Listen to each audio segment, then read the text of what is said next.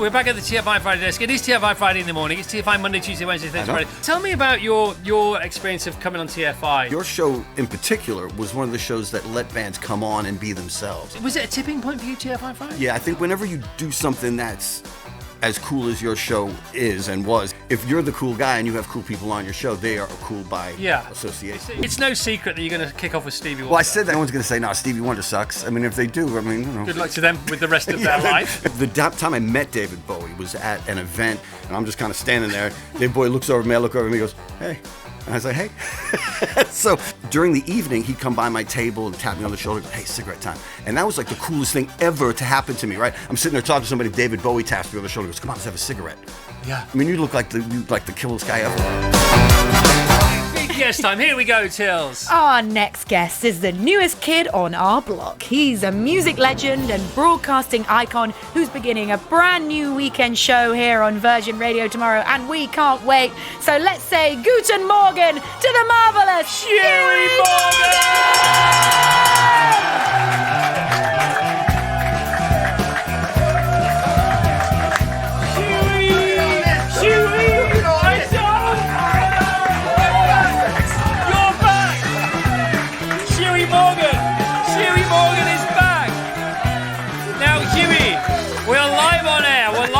Radio UK, and we're live in Vision. We're back at the TFI Friday desk. It is TFI Friday in the morning. It's TFI Monday, Tuesday, Wednesday, Thursday, Friday. So we can't really swear.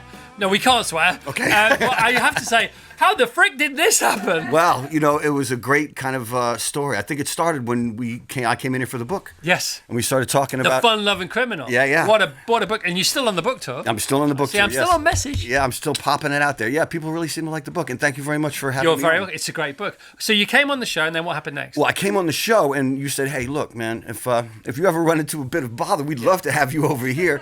And, you know, there was a bit of bother. So here I am. It's so funny, though. It's like manifestation. Yeah. Was there any bother, or just did I plant the seed of, you know, just imagine some bother? Well, you could have. And I think there was something that happened in the news, and my wife said, hey, why don't you text Chris, see what's going on?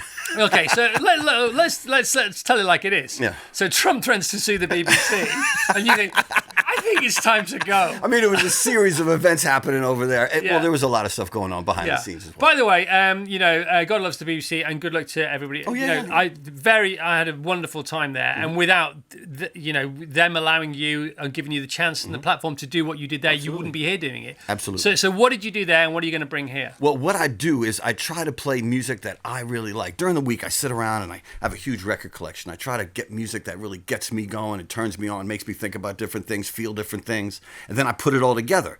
And then on the weekends, I come and I show everybody all this great music. So, yeah, we have a good weekend lined up for you. All right, and it's all over the shop, isn't it? Oh, yeah. One of the things I like is open format music. I think in our generation, we were very exposed to all different types of music. I remember when we first met, I'd go on your show and there'd be all types of bands playing. Yeah. And I thought that was really a great way to look at music. And in our generation, that's how we do it anyway. We like two kinds of music, good music and bad music, right?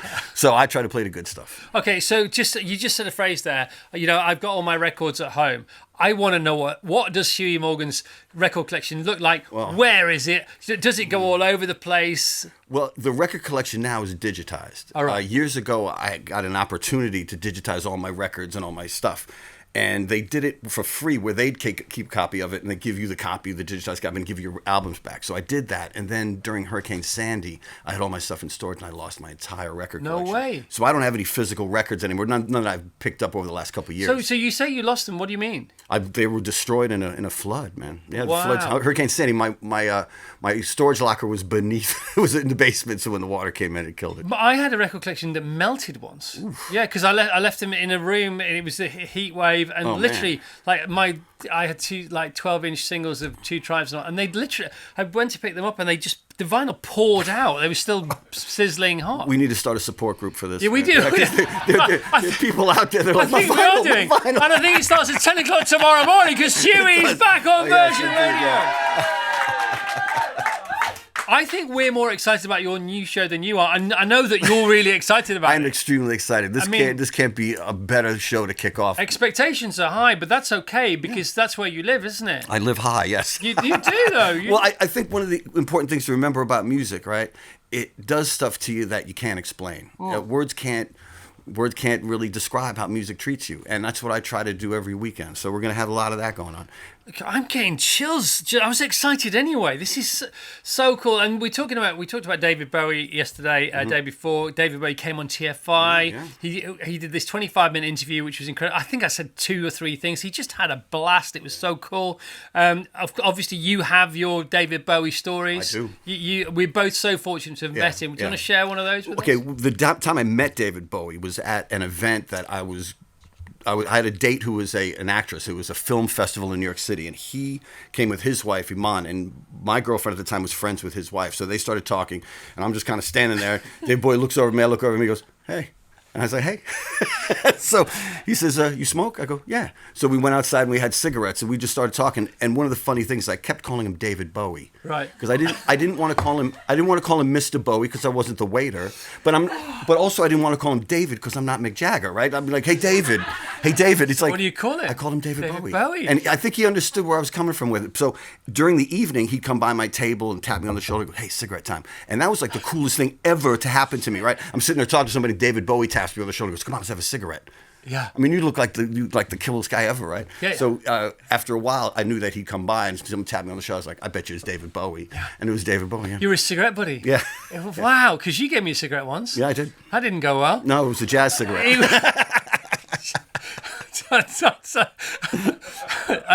By the way, it really didn't.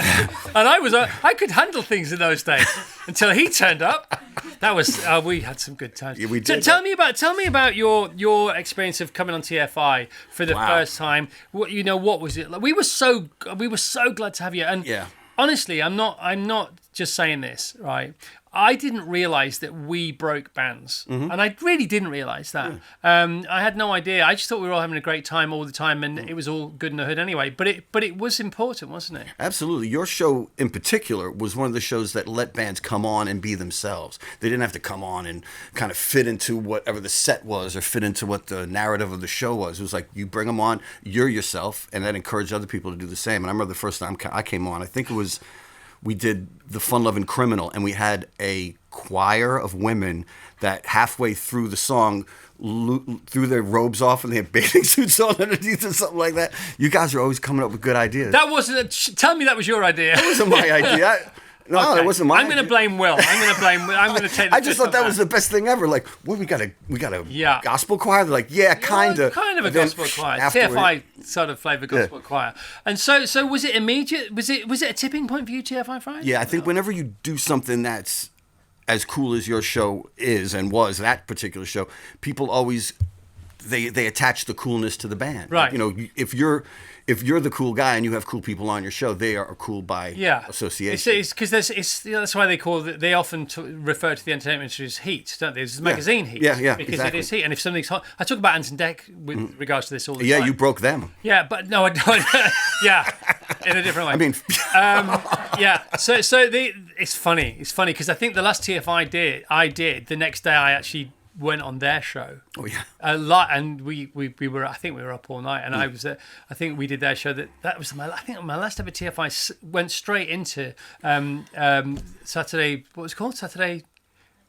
No, not Saturday Takeaway. No, it was like 100 years. But it was like CD UK or. I remember that date. Yeah, the daytime one they did. That was the morning. I'd always catch that when I get off the plane. It'd be the only thing on. Yeah, so that was the one in the morning. So no, but they're so hot even now on TV that if you go on, they will just heat you up. Yeah. And if somebody hot goes on anyway, that's when you get the fireworks, isn't it? Which is what happened. Yep. You see a lot of music nowadays that's kind of dumbed down. So when you see good music or you hear good music, it pops through a lot now. Yeah. And so the Killers famously are more famous everywhere else than North America. Was that the same for you? Oh, absolutely. One of the things that first happened, we were signed to EMI Records, which was based in the UK.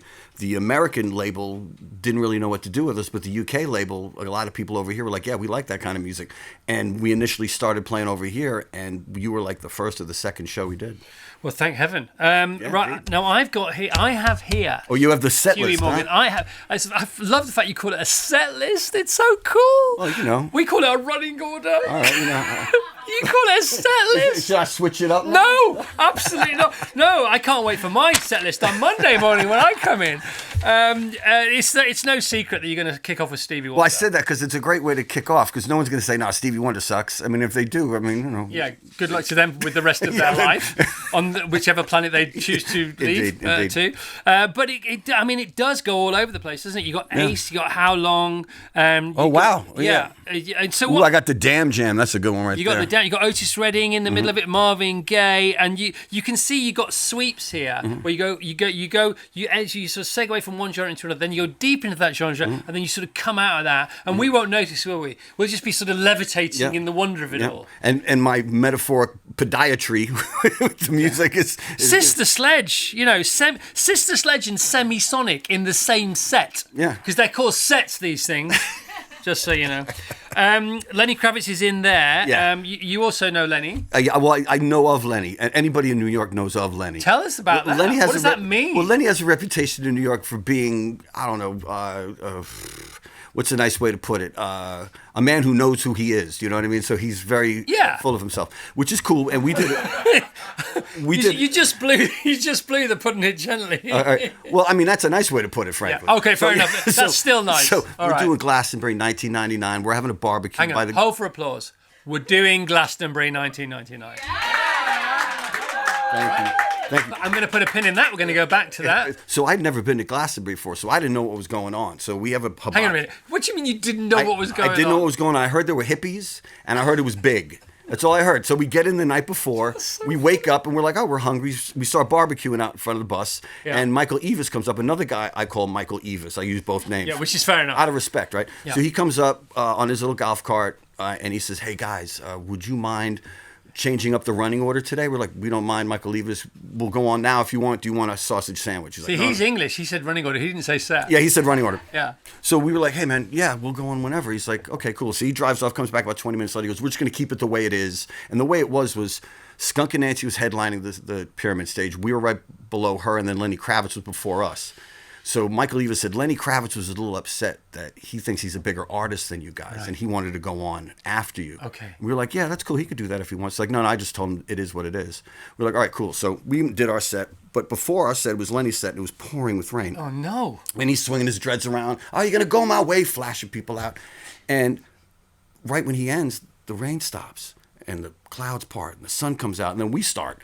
So it was kind of, it was kind of an amazing set for us, and not such a great set for Lenny. So anyway, I get back to New York City, and I'm at this nightclub. And I used to be a bartender, so I know a lot of the staff there. And Lenny's there drinking.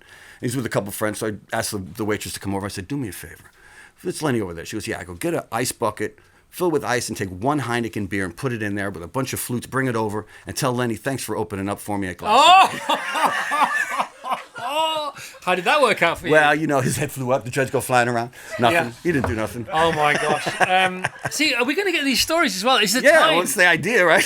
No, but I don't know, because the music's going to flow. How's it going to play out? I think the idea, and anybody who's listened to me do my show for the last 18 years, they kind of know that it's not super structured where we got to get all this done. It's more of like we're playing music for you. Yeah. We're not playing music at you. We're playing music for you. Yeah. So and what you said before about music, it's so important. And you are a musician. It's like talking to comedians or actors.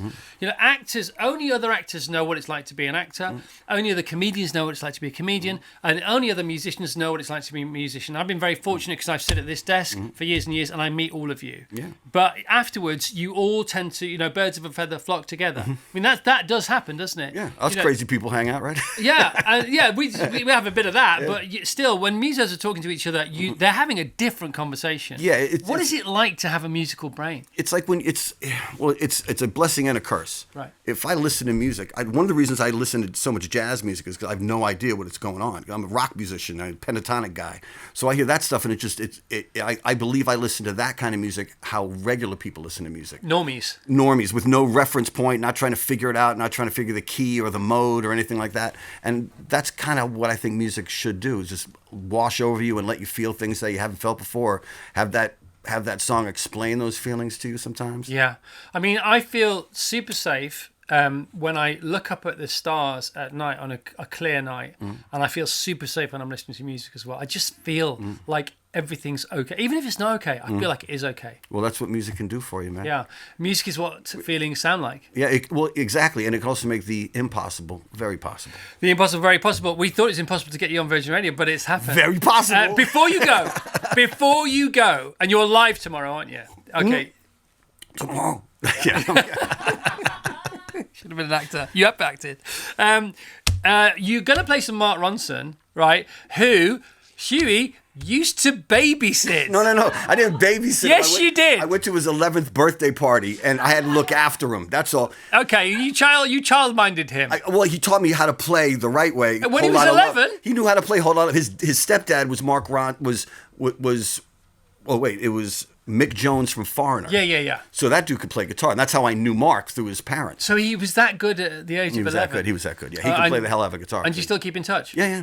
All right, Huey, I don't know what you do Monday to Friday, but I'm so glad you're doing what you're doing Saturday and Sunday. Me too. Huey Morgan on Virgin Radio. Here we go from 10 o'clock tomorrow morning. What were you waiting for? See, yes. TV makes people crazy, Huey. Crazy. The Chris Evans Breakfast Show with the National Lottery. Virgin Radio.